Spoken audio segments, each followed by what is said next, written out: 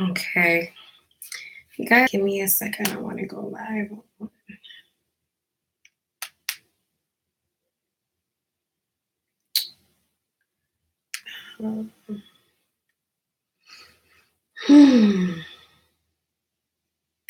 We're about to start. Just give me a second. Okay. I want to get out of this. Hold on. Good evening, guys. It's 10:58 where I am at. Hold on. I'm hearing myself. Okay. I just want to copy. I just want to get this on Instagram because I think this is such a good topic for us to do. I've been seeing so many people go back and forth about this for weeks. So we're going to just get this. Yeah, okay. So I know I look a little rough. It's late night. Oh, gosh. But we're good. So hello, guys. This is me in kind of raw form and raw, rough form. So anyway, I'm up in the office working tonight. And I got this question sent to me. And I have time tonight to talk about it. So we're going to spend time on talking about it. Hopefully this will help some of you who host events and do events. This is going to apply to both people in the church world and in the corporate world. Hello, YouTube. Hello, Facebook. Hello, Instagram. So we're going to jump right into it. The person asked me basically, what are a speaker's requirements when it comes to promotions? And there's been a lot of talk between should a speaker be almost part of the promotion team for an event? How does that all work? And I'm going to share this from two aspects. I'm going to share this from what I coach my clients to do. Now, I am not an event expert. I am a community builder expert. But I'm going to answer this question from a community building standpoint because a lot of people are missing some things. And I think our emotions are getting wrapped up into it. And some things are things that we've been taught by people who probably don't view this from a business perspective. So just hear me out first. So all I want you to do is hear me out. And then afterwards, you can share your 2 cents and how you think. But again, this is going to come from my personal beliefs in doing business and also teaching my clients on how to run effective platforms. I need coffee, y'all. Okay. So I have some notes. The first thing we're going to start off is platform. We have 3 P's, and the first P is platform. And when it comes to hiring a speaker, so for instance, I get booked to speak at different events, whether they're conferences, summits, whatever it may be. And the event host will, of course, send me the marketing material. There have been times when, of course, they'll send me like email marketing for me to send out to my tribe to invite them to come. Of course, I need to share the flyer, right, that has my face on it to promote the event and to let my tribe know of where I'll be at next. However,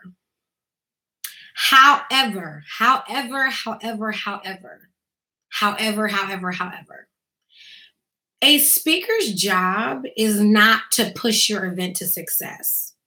A speaker's job is to provide the services of speaking. Okay, their job is to show up, to speak according to your wishes and what the topic is. Okay, to alert their tribe and the world that they are speaking at your event. And to be honest, that's it. That's it. And there has been a trend lately because I'm going to be honest, many people are lazy in creating healthy platforms that make successful events. And so the conversation that people have been asking me, it stems from one major concern. So many people host events, so many people, but a lot of people don't have successful communities that will build healthy events. So what happens is they put all the pressure on the speaker. But the thing about it is that a speaker is optional. You don't have to book a speaker if you don't want to. Okay? You don't have to. You're not being forced to book someone to speak at your event. But the thing about it is that events usually need speakers to make it into something, whatever it is that you want it to be. But the number one thing that people need to do a better job at is building healthier platforms, okay, that are built on a community, that are built on a group of people. What do I mean by that? If you are too focused on just doing events, like, you just want to just do events, but you don't spend time throughout the year gathering your community and building your community, then you cannot blame a speaker because they didn't share your flyer 10 times and that's the reason why you didn't sell any tickets. No, it's because of you. And I don't mean this as a blame game. I mean this as a business let's boss up type of thing, okay?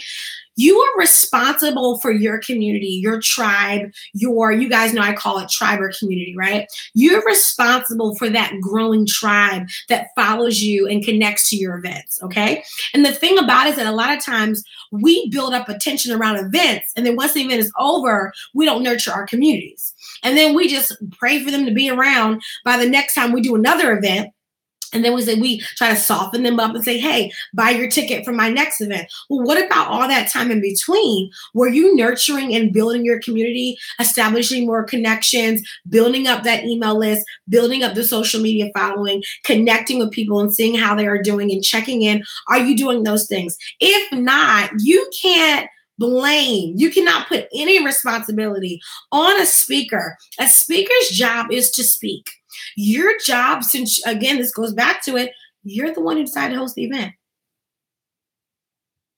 I tell my clients all the time. They want to blame it. I said, listen, who wanted to host the event? I mean, I've had unsuccessful events before, and it was, I'll tell you the truth, it was my fault. Every single time, my fault. It was not anyone else's fault, it was my fault. If you decide to host the event, you decide to host the event. Point blank period. Be more strategic. So the first thing is platform. Spend time, guys, with your community outside of the events. If you host just events, but there is no community, every single time you host a new event, you're going to have to rebuild that community. That is exhausting. So it's important that you're not someone that just sweet talks people because you want them to buy a ticket. Community. Number 2, promotion. Promotion. I have been a part of events where there was poor promotion. And they're great events, but there was poor promotion.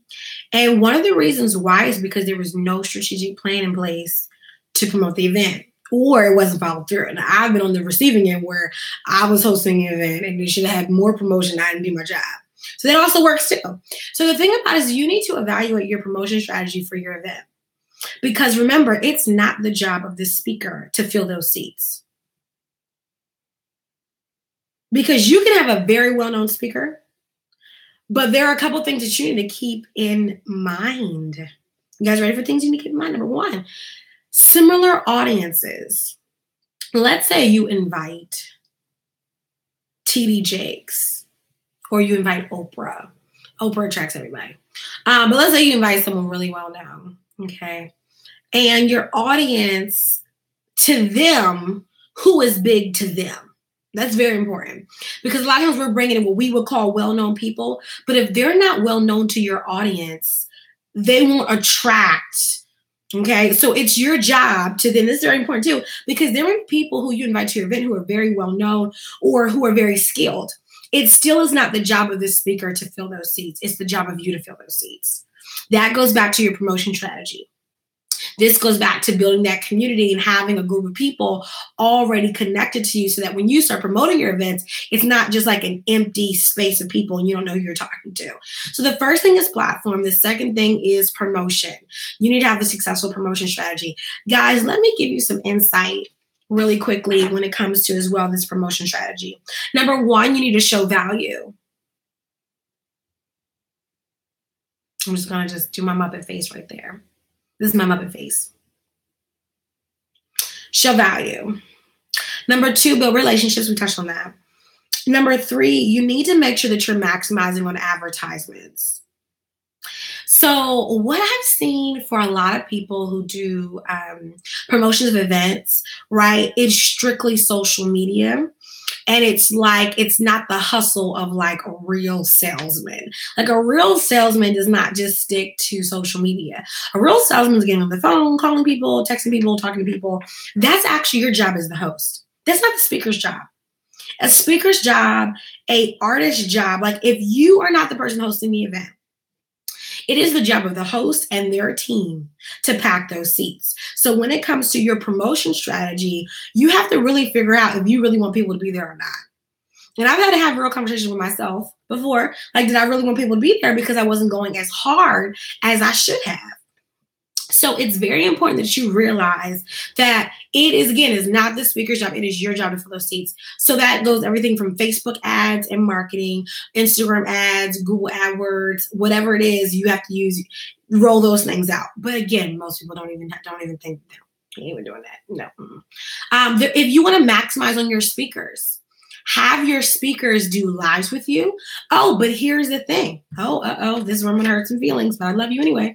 If you have not built up your community and you're streaming live, no one's going to see the content. Nobody. No one's going to see those videos because you're not building your audience. So I am always, not to offend people, but guys, again, maybe this is just me, but you only have 144 friends on Facebook, yet you want to do listen to me, listen really closely. You only have 144 friends on Facebook. You don't connect with more people. I'm not saying this is you. It's just how people are. You don't connect with more people. You don't do anything, and then you want to host an event and then you stream live to your 2 friends.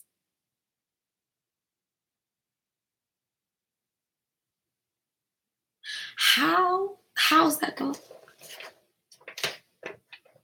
I'm sorry. Now that's not to offend people, but you can't say that you want to grow and you don't grow yourself. I tell people, listen. You have to be smart. You got to be really smart with this. So when you're doing collaborations and you're highlighting your speakers, guys, maximize those moments. Your platform should be growing. My friends list is full. It's 4,999. Okay. And it stays that way because my husband, that last one is for him whenever he comes in the door. Hello, home, Miss One MC. I don't think you can share it on Instagram, but I am streaming live on YouTube and Facebook on my personal profile. So maybe you can share like after, like when we're done. But like I said before, when it comes to promoting events, if you don't build your community, I'm not saying that you can't pack out events because I believe that people can. Hey, Lock Pop. But what I'm saying is that make effort to grow your platform, okay? Because again, as you grow your community, you won't struggle as much. But so many people struggle because they don't want to build their communities. Then they blame their speakers or they blame whoever it is that they're inviting for why things aren't going well. The speaker's job, guys, I'm going to go back to this. The speaker's job is just to speak. This even goes to vendors. I have heard conversations in certain groups where people have said it's the vendor's job to promote the event. It's the exhibitor's job to promote listen, I'm going to show where I'm popping up at. But you know what that tells me? That tells me that you are not focused on building the root of your communities. You're not building the root of your events. So you are now putting the responsibility on those who are showing up to just do their job. I don't have time. And I'm being very serious with people, but guys, think of business. Let's think about business. So people talk about how it's business. It's business. That's why you need to promote. No. You want to talk about business? Let's talk about business. If you invited TD Jakes to come speak at your event, it's funny on how with like people on low levels, they expect you to do all this stuff. But if they invited someone who was like a 10 TED Talk speaker, they would never ask them to do what they're telling you to do. This is what I find hilarious. This is what I find shocking. So like we expect people who have 9 to 5s, people who have full families, people who don't have millions of dollars in the bank. We expect them to take out their precious time to promote your event like they are a part of your team. But then if you invited a well-known speaker, I promise you, you would not be telling those people to do all things that you tell them to do. Why is that? Because I'm going to be honest. We feel like, and this is where it may rub some people the wrong way, but it's the truth. People treat people differently according to how they see value. Just point blank. That's just point blank. Not saying that people who are very well known and who have reached a mass success are not of value.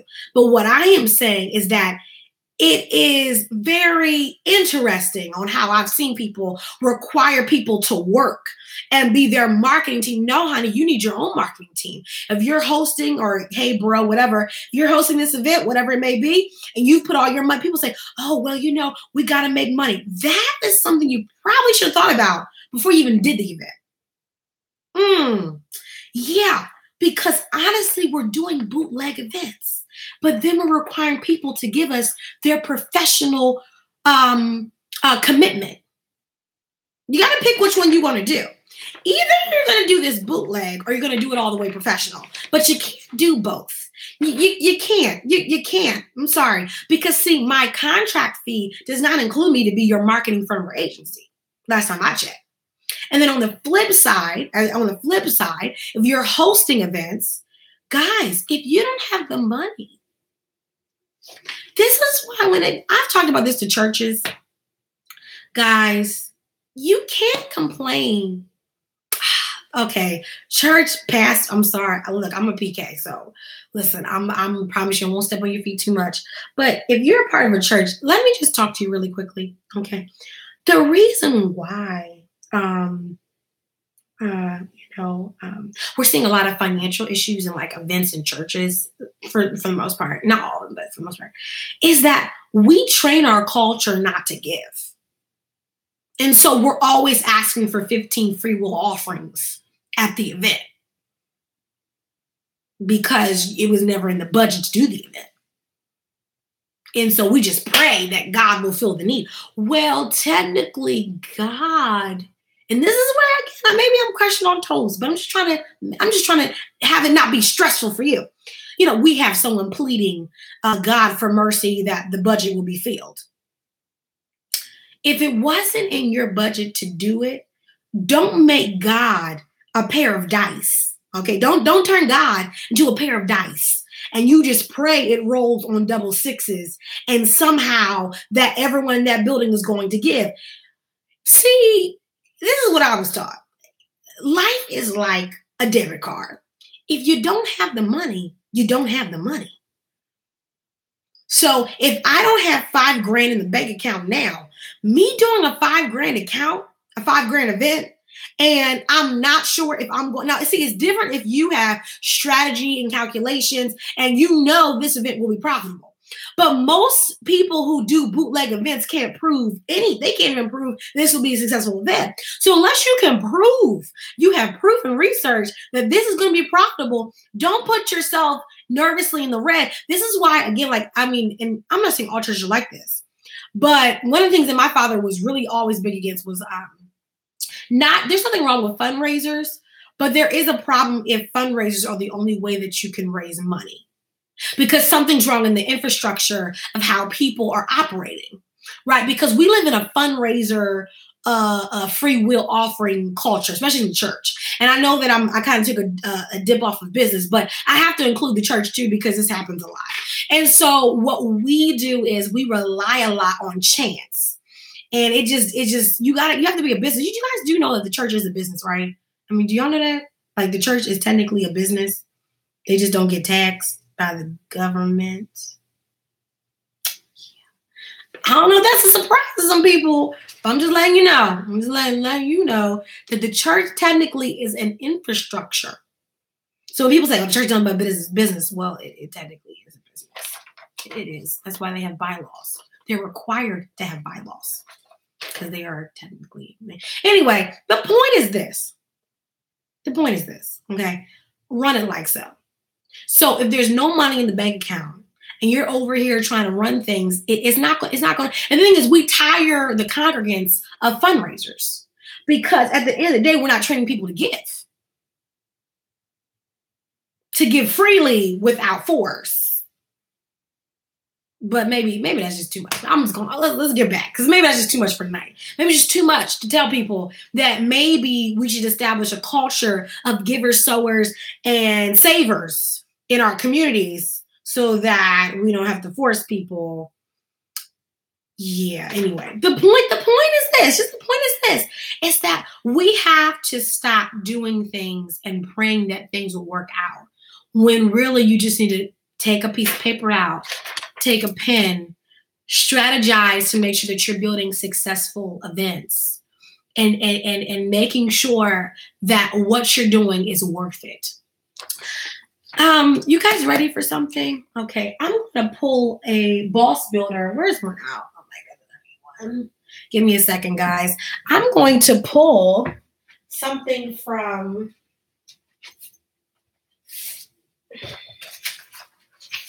Give me a second, guys. Give me a second. So we're going to, let me just sit here for a second. The Boss Builder book. This is my workbook. And I'm going to turn to something that I think some churches need to hear. And I think events need to hear too. In the back of my Boss Builder workbook, there's actually a section for churches. And I talk about, before you do events, what you should think about. Okay. You guys ready for this? I'm actually going to pull it right off the page, because this is really important. What are you? Because I thought I saw you said that you were waiting on something. DM me your email address. Did you order from Amazon? Did you order from my website? Because you shouldn't still be waiting. So let me know. Because if you got the Boss Builder bundle, it was a digital download. So it should have came, but let me know if not, so I can make sure I get it to you. We're gonna pull out. Here we go. It's in here. I don't know, because I wrote it. I know it. Here we go. Y'all ready? Share the book. Okay, purposeful activities. Not every event is worth doing. This goes back to the first day of this section where we talked about doing what you can do well. Okay, yeah. So DM me your email address, L Parks.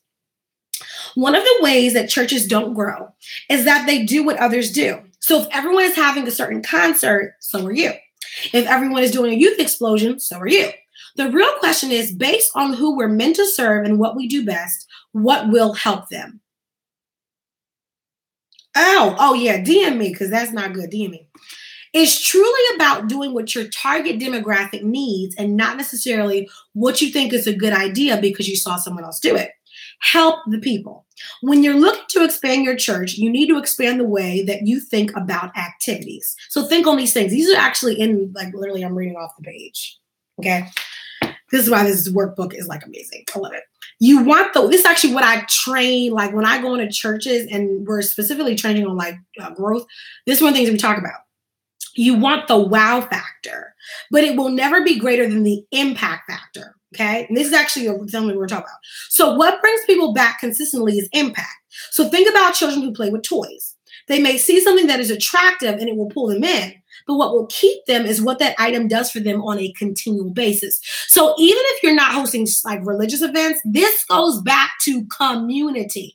What builds, when you think about events that work, it's because they were built off of community and they were built off of serving the needs of the people in a strategic way. So what's happened is in the church and in the corporate world, a lot of times we're doing events that are servicing what we want to see, but not what will serve the community. So this is why I call this video Community Building 101, because what my biggest passion is teaching you guys how to build these platforms, right? But the platforms can't be built because you just want to see something that you like. It's about servicing the community that you're meant to service and giving them the need. Because if you fulfill the need, they'll always come back.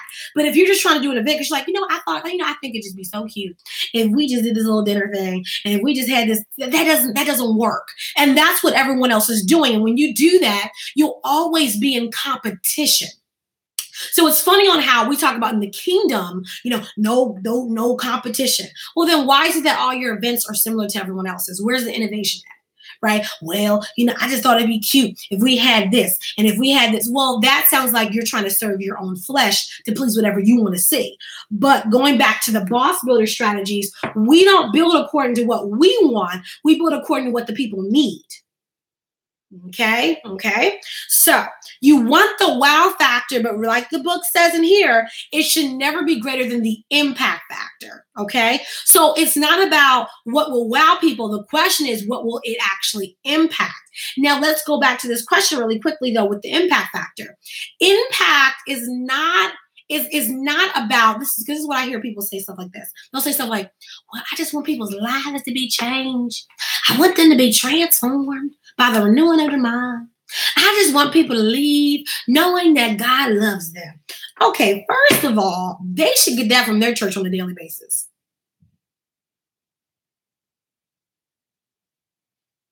Knowing that God loves them, knowing they're special, that they should get that at their local church on Sunday. That does not require an event. Okay, they should be getting that from church. Okay. I want an event where people can network and meet new people. Okay, well, that's what meetup.com does. That's what other things do. That's what platforms, that's what networking, other. So what makes what you do different? And see, people don't like when I ask them those questions because they feel offended. And they tell me that I'm not encouraging their event. I'm not. I just want you to not struggle. So like we said before, the wow factor can never be greater than the impact factor. But remember, when you do events, they're not supposed to be for regular impact that anything can do. They should have a specific impact that ties back to your community.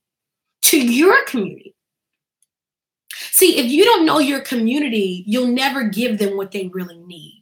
You'll give them what you want. You got to give them what you know that they need, okay? Let's keep on going. Make sure whatever you do fills a void. So whenever you're doing an event, the question is, what void is this filling? Now, I'm going to go back to this.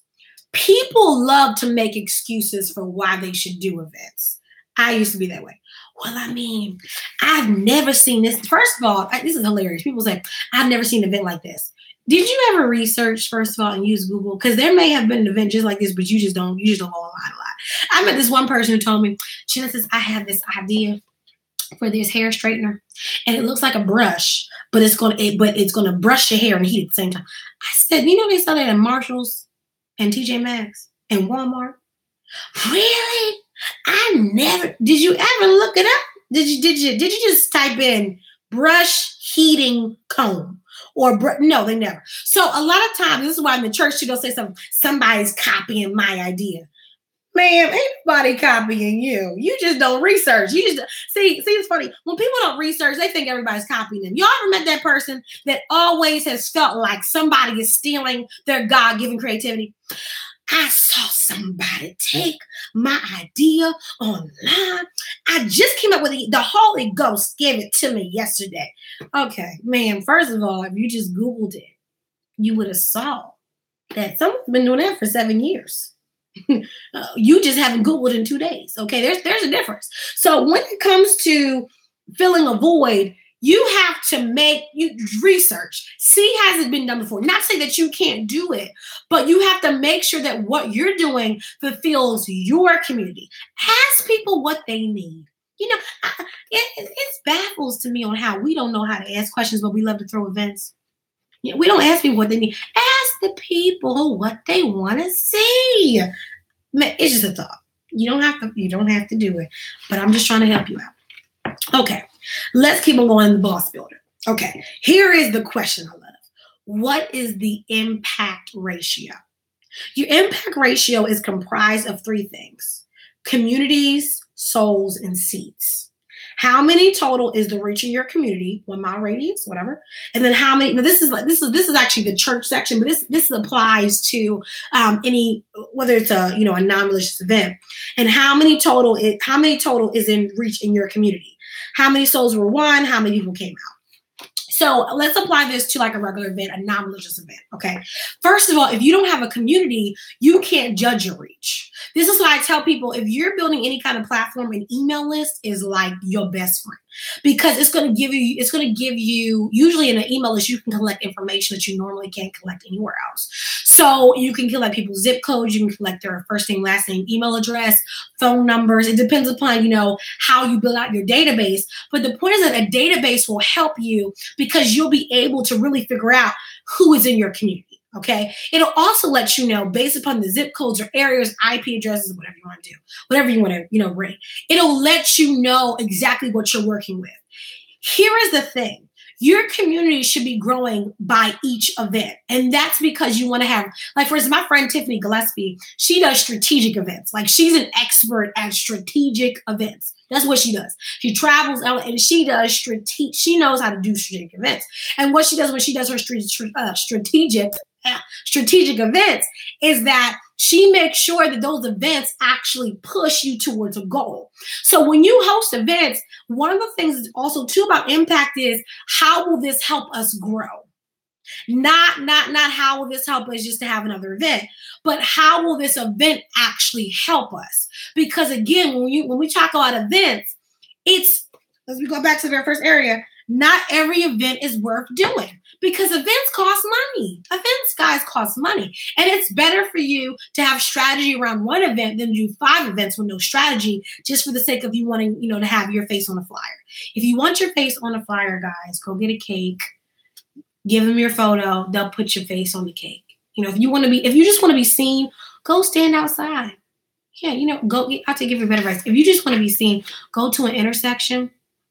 And you know how when they sell flowers by the light, just stand there. Stay there for about 5 minutes. Every person that you ever possibly wanted to see you will see you. If you want to be seen. If you want to be seen, go to the mall. And just stand smack dab. Just stand there. Stand in the food court. Don't sit down. Just stand in the very center of the food court. Everybody will see you. And if you want to have a mic and hold the mic, get one of those electric mics that the kids have in the toy section, and just hold it. And just let the people see you. But if we're talking about being seen for impact and helping people, then you have to have strategy. Okay. So we're going to continue in the book. You also need to consider and think about how many people you have versus how many people are attending events. So there's always a drop-off number. This is very important. That's why you got to have this. You got to have Boss Builder, because it's for business as well as ministry. It's great. But when you do events, you also think about how many are in your community versus how many are actually coming out, because those are 2 different numbers. So for instance, I may have 100 people coming out, but the minimum requirement is that for every what I coach people on is 10%. So if I have 100 people, I need 10 people. If I have 200 people, there should be at least 20 people. If I have 300 people, and what I mean is the total of your community. So that means, like, for instance, excuse me, and that's really to prove the productiveness of what you're doing. A minimum of 10%, right? So I may have 100 emails, but that means that for every 100 emails that I have, I need at least 10 people to come out. That shows that that's some kind of proof to the pudding, right? So there will always be a drop-off number. If I have 100 people, that doesn't mean 100 people will come, right? I mean, think about churches. You can have 100 members, doesn't mean all 100 members will come. So it's very similar. So church or even business is very similar. That's why building up your database is everything, because you'll have a higher turnout if you build up the list. On top of building a list is building up your social media activity and platforms. The more people that I'm connected to, the more people that are aware. Remember, awareness is everything. But it's not just awareness online, it's awareness in person, it's awareness within the communities that I'm targeting, right? Let me go back to this because this Boss Builder is so good. It has good stuff. But I want to go back to this because this is important. And hopefully I'm helping some people on maybe ways to rethink how you do your events so that they're actually a lot more beneficial. And you're not relying on your speakers to push. The speakers are not responsible. That's all you. That is all you. And to be honest, you have to learn how to really do great events. And I'm not saying you're going to be an event expert, but you have to learn on it. It takes work. I don't know where people thought it didn't take work, but it takes work. So if I'm going to host a successful event and, I know that my speakers are not responsible for the outcome, okay, I am, well, that means that I have to become more strategic in how I build events. The problem is that many people are not building communities. They don't research on their communities. They don't keep tabs on their communities. That's why in business and in ministry, it's the same application. Build a community. Keep up with your community. Okay, so we talked about building the platform. We talked about promotion. We talked about your ratios, understanding that I may have 100 or 200 or 500 people, but there's always going to be a drop of a percentage of how many people actually come out. Right. But that number can increase, that ratio can become more healthier if I engage with my community outside of just the event. Right. So keeping up with people are into relationships. The more relationships, the more that I keep relationships consistent and alive, then the better I am, the better chance that I have of having people come out without me having to pull them every time. Because see, if I keep people engaged, I don't have to do as much pulling. Right? Because they're going to want to be there. They're going to want to support. They're going to want to come out. Okay. Now let's talk about profit and profitability. Okay. So here, before we do that, let me have questions that are in Boss Builder, because after every section in Boss Builder, you get application sheet to answer. So let me give you guys some of these things that are in the book. One of the questions that you need to ask is, what is the attendance goal? How will we reach the intended audience? Where are they and how can we reach them in a way that they will see our event promotion? How to engage our members or our community to help us reach the people for this event? Do we have any connections to reach more than we attended?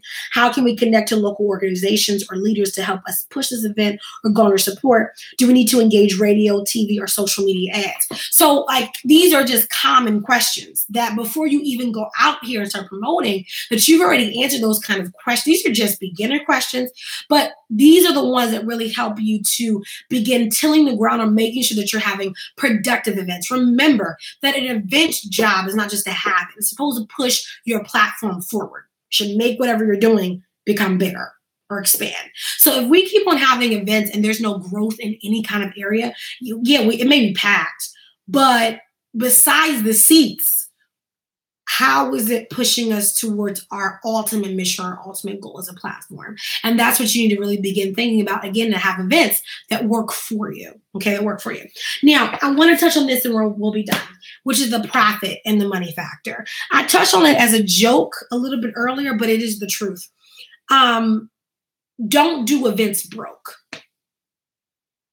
Now, if God tells you to do the event, that's different. That's completely different. But if he didn't speak about anything, this is where I come in, okay? You want to always make sure that you have money. God, I cannot stress this enough. I know that you love God. I know that God's your provider. I know, you maybe you're not religious, so you're your provider. But the point is that I know y'all, God shall supply all of my needs according to his riches and glory in Christ Jesus. Okay. Yes, he shall supply. But usually he's already supplied, but the supply has been gone. Saving money is essential to being productive in life. I'm trying to tell y'all. And if you're going to do an event, you make sure that whatever money that you're about to spend, you have it in the event that something else happens. Okay? Doing events broke just does not work. That's the bootleg way of doing events. The bootleg way of doing events is we don't know what's going to happen. We don't know how it's going to work. Now, see, then we confuse faith sometimes with that. If God tells you that's different, okay? If he tells you something, you just do whatever. Listen, you go forward in faith. But if he didn't, then be wise and strategic and figure out how can we structure this so that it is beneficial? How do we structure this so that we know that this event will not put us in the red, but we actually will come out on top and successful? So this is why I tell people, if you're doing events and you're getting speakers because you feel like you won't sell out tickets, if you don't, if these speakers don't push your event, then that right there shows that you had no strategy to make any money and that you were literally relying upon the speakers whose job is to speak, whose job is to really just mainly speak. You're relying upon them to market for you. Listen, if you have great speakers, then their face, and again, remember, this is why you have the book speakers that your tribe identifies with. And they may not be well known, but they need to be there. They have to have something that your tribe can identify with. Otherwise, if people don't know who they are, or they can't connect with them any kind of way, it's not going to work. But what I am saying is that if you have speakers and they're well known, you maximize on them by including them in your community building and in your touching your tribe and doing lives and connections, doing things such as sharing their stories and how and why you've picked them to be speakers and different things like that. There are so many different ways to do it. I'm not an expert event planner. I'm an expert on community building.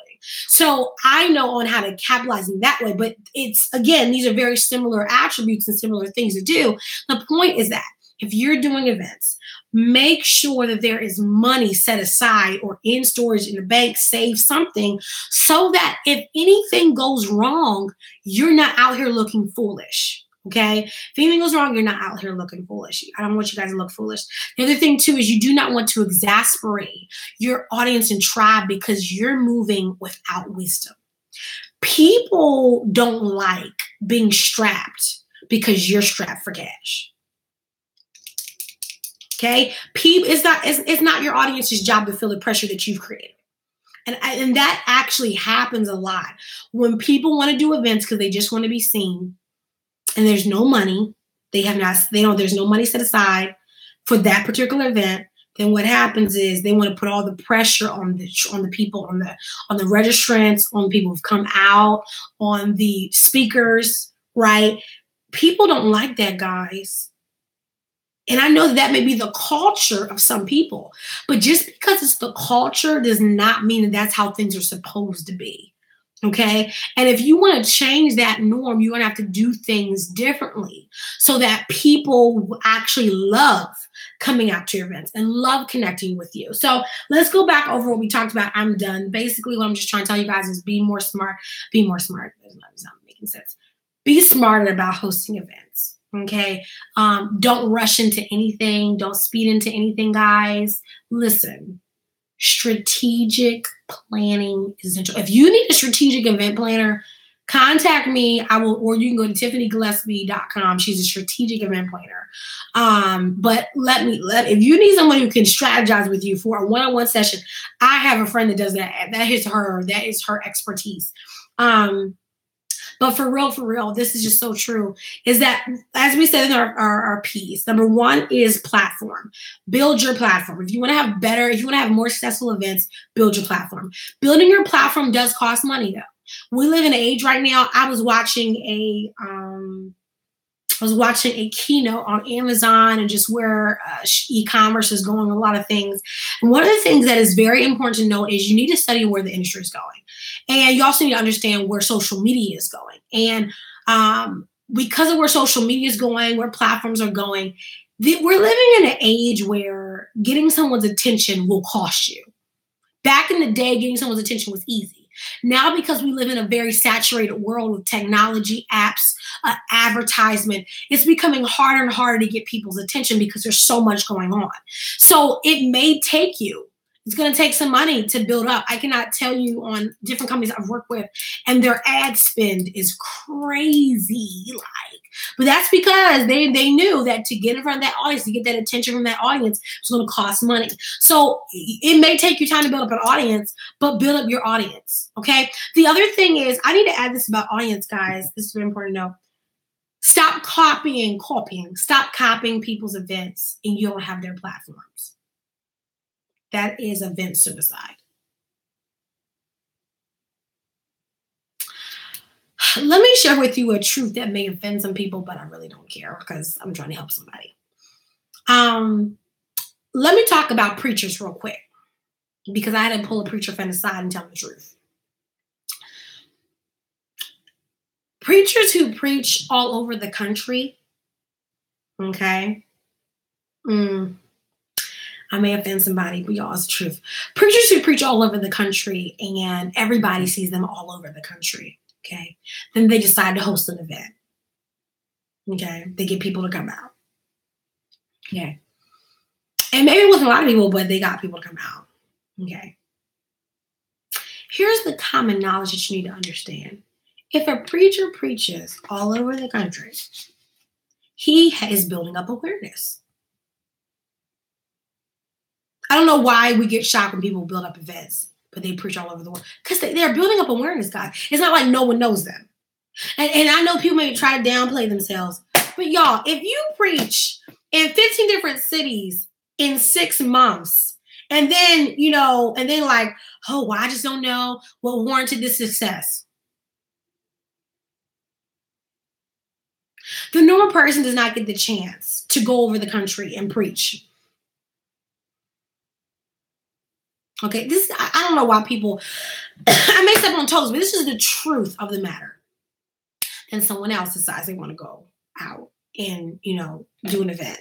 And they don't have the exposure like they've had, okay? You want to copy their event. Well, the problem is that you don't have exposure. You don't have the same audience level. So it's smarter for you to do something that's on a smaller scale, catering to what you've built up, versus than you going out here trying to copy someone else's model, because awareness is important. And that is a business strategy. That's not even a ministry strategy. That is a business strategy. Okay, that's a business strategy. Okay, Jesus walked. This is, again, Jesus, y'all, he preached the gospel everywhere. Everywhere. He preached it everywhere. Everywhere. That's why so many people didn't like him. Because he wasn't standing on one side of Galilee, and Galilee's a Galilee. But see, he wasn't standing on one side of Galilee. He was walking everywhere, crossing rivers and seas and all sorts of things. Okay, awareness is everything. So it's very interesting to me. And I'll be honest, I don't take the bull. I don't like some of the stuff that I listen to when people say something like, and I'm like, I just don't know what gave me this platform. I mean, I do. I mean, you were building awareness for years. I know people have been preaching since the age of 5, and they've been traveling all over the world. Then they launch this is very important. They launch a platform. They get 1,000 followers overnight. Oh, I don't know what gave me the success. 1,000 followers. Oh my gosh. I just don't know how I gained all of this support so quickly. I mean, duh, because you've been preaching since 5. You've been connecting with people all over the world. Okay, then you're shocked on how, you became. This is why I don't take this. This is false humility, honestly. It's false humility. It's fun. And I'm not here to tax people. I'm just saying, guys, can we just cut the foolishness and just tell the truth? The truth is that if you've been speaking all over the world for a period of time, and you have more awareness than most people. Okay. And I'm not saying that what you built was not hard work. But what I am saying is that what I'm saying is that to the people who are seeing people like that, you can't copy them and then think that like, oh, okay, let me copy them, and in 1 year I'm gonna do what they've done. No, guys, it doesn't work that way. You have to look at what they've been doing. This is the problem, is that when we talk about events, you have to look at who's hosting these events, guys. Guys, there is an event, like there is a huge flag on the play with this. And you're not looking at who's hosting the event. You're just looking at the event. You didn't look at who's hosting these events. You look at how long they've been aware, how long they've been building their platform. Some people, they may be younger than you, but they've been building their platform longer than you. So they actually have an advantage. I'm not saying that you cannot go out here and do amazing things, but awareness and building your community is everything. So I'm not here to downplay people's testimonies or what people have accomplished. But what I am here to say is you have to look at the strategicness of people. Let me tell you about strategicness, if that's a word. The strategicness of most of these people who you see who are doing events that have been blown up and are on huge levels now, it's not that hard to figure out. Y'all ready to tell me what to do? You ready? First thing is you got to call everybody your sister, your bro. That's the first step. That's the first step. So, that's how you really make it. You got to call everyone. Even if you don't like them, just call them your sister. Hey, bro. Hey, sis. That's a church thing. I don't do that yet. I can't do it yet. I'm going to be like, hi. I can't do that yet. But anyway, the first step is you have to build a platform. Okay? That looks like a woman's body part. That looks better. Okay, here we go. So this is a pinwheel of the circle. I don't know why. As a female, okay, right. So this, let's say this is the dot. Okay, this is the circle. And what we're looking at right now is, let's say you're just starting out, okay? So you got your little sphere of influence. What happens is that as you create more content, as you travel, that's why speaking is so important, meeting people. The other thing too is that when you go out and you introduce yourself, even today, I was at a little restaurant eatery, and there was a woman, we just started talking. I gave her my Instagram, we, connected. As you're meeting people, connect with them. This is very important. You got to connect with people. You got to be a connector. So if you want to build great events, you have to be an expert connector. Okay. What happens is then those people start to tell their people about you. Oh, I know y'all can't see it there. So this does look like random eyelashes, but anyway, their people start to tell other people about you, right? Okay. Then we have another sphere. And of course, with the help of social media marketing, ads, stuff like that, that'll help you, right? Okay. Then what I do is, as I continue to speak, meet more people, connect on social media, say hello, stuff like that. And this doesn't have to be major, but just checking in with people, my sphere begins to get larger and larger and larger. The problem is that we don't talk to people. Okay, so you got to talk, you've got to connect, you got to say hello. Okay, you've got to become that person that everybody is connecting to, and that's I'm being honest, guys, plain and simple. Relationships are what build your network. That's it. Is relationships. People know people who know people who know people who know people. Okay, and if they like you, they'll give the people that they know a good word about you. Okay, then those people will give that word to somebody else. And that person will give that word to somebody else. So what you just have to do is, here's how you're going to plan based on what we talked about, okay, is that in your event creation and what you're doing, build your platform first, okay? Once you build your platform, then you can start thinking about promotion and reaching and doing events, things like that. But always keep in mind, number 3, profit and proficiency. Okay, so it's about your platform, it's about your promotion, and it's about your profit and proficiency.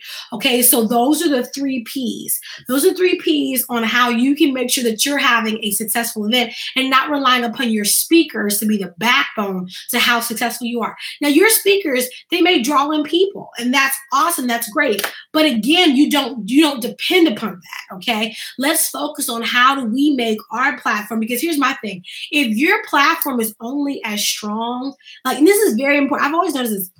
If you don't have great okay, I do believe in having great speakers. No, I can't typically say this, but I'm going to say it like this. If your events are only special because of your speakers, that's a problem. That's what I want to phrase this. In other words, your platform is not great because of the speakers.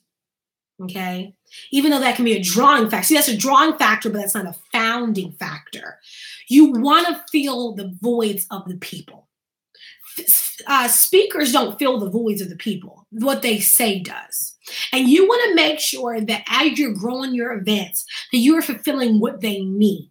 And so that's why you may have great, again, drawing factors, but not founding factors. What makes a great community are the people and the needs of the people. Okay? So never make speakers your crutch. Never make speakers your crutch. Well, as you grow, I'm sure you'll get better and better and more and more and more and more and more amazing speakers. But at the end of the day, the strength of a community is not built upon the speakers that you invite. It's built upon the platform that you build. Okay? Guys, thank you for watching. Hopefully I was able to help you guys out. We were able to talk about the ministry side. We also talked about the business side and just overall. Hopefully, I brought up something that maybe has caused you to think, become more strategic in your events, and also has helped you build professional level events, not bootleg, professional. So guys, here's what I would love for you to do. Tomorrow I am launching something. And I want to end this by talking about this, just like for a little bit, like 2 minutes. Y'all got 2 minutes? Okay. So I am not announcing the name yet. It'll be announced tomorrow. And what we're doing is we're starting in the state of Delaware, the surrounding areas, Philadelphia, South Jersey, Maryland, things like that, closer areas to Delaware, basically within an hour radius, pretty much. And what we have decided to do is basically, I talked about the idea earlier, a couple of weeks back, but now it's going to be like something really amazing. And so for those of you who are introverts, for those of you who I like to call entrepreneur hermits, I have something really amazing for you coming up that we're announcing tomorrow. And so we're going to start first in the local cities, and then we'll probably more likely build out, but we're going to first see what happens here in the surrounding areas. And so basically what we're bringing together is we're not bringing networking events. We're not bringing meetups. We're going to be bringing something a little bit more unique, something that has been done before, but we're fulfilling a specific need. And so we basically are looking for those of you who maybe, you're an entrepreneur, either full-time or part-time, or like say, you're a founder of something, creator of something, and, you like to work. So maybe you work on your laptop, your computer, but we want you to come outside and we want you to meet other introverts, and so that you're not by yourself. And the reason why is because as an entrepreneur, entrepreneurship is extremely lonely and something that most people don't want to talk about. And so I really want to eradicate the depression. I know that that's something that I can't completely do because, sometimes people, it is what it is. But I don't want you to have to be lonely all the time. Okay, I don't want you to be lonely all the time. Okay, I want you to be around other like-minded people. And we're not going to be doing Bible studies or anything like that. We're going to just simply be working together. And so we want you to bring your laptop out. And again, this concept has been done several times. It's done in co-working spaces every day. But what we're doing is we're going to be moving all throughout different areas within the 1 mile radius to meet up during the week as well as on the weekends. And there will be ways for you to connect with other entrepreneurs. And whether you guys want to meet for coffee, whether you guys just want to connect together, the whole goal is to bring people out of hiding who are, amazing creatives, amazing people, but you need to strengthen your relationship skills because that is essential in business. And so what we're basically teaching people on how to do is, a lot of you know how to make sales, but how to make friends is a different issue. Or how to just sit down with someone and have a great conversation and it not be about, so maybe your work, maybe it's about a basketball game, maybe it's about just life in general, maybe it's about getting your nails done. But you have to learn how to have a more balanced life that does not leave you in the darkness on your computer every day working. You have to learn how to connect with people.